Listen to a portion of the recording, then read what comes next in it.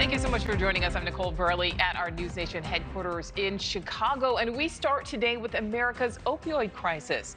The fentanyl problem is hitting American communities so hard, with much of the illegal drug smuggling happening at key border crossings, including Southern California.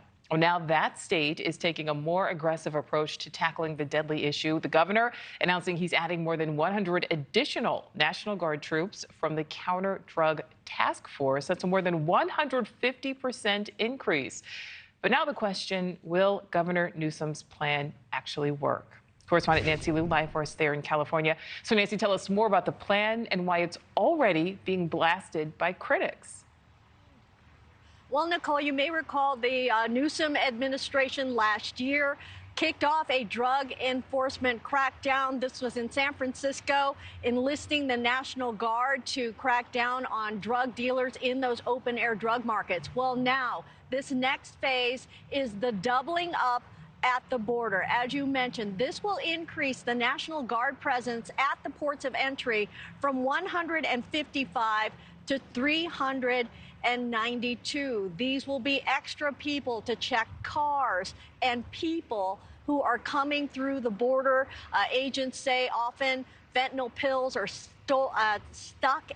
hidden inside wheel wells, inside trucks, on people. Now, after announcing this surge at the border, Governor Newsom taking quite a swipe at Republicans on X, posting this video. Take a listen.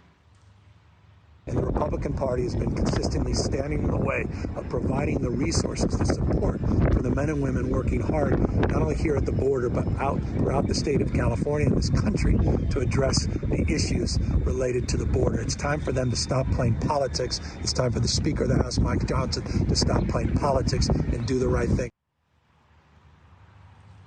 Now, no response from national Republicans yet, but locally, here in Southern California, Riverside County Sheriff Chad Bianco responding with Governor Newsom's announcement is the equivalent of putting a Band-Aid on a gunshot wound. Only decisive action by the Biden administration will stop the free flow of fentanyl and dangerous criminals over the open southern border. So a lot of finger pointing going on.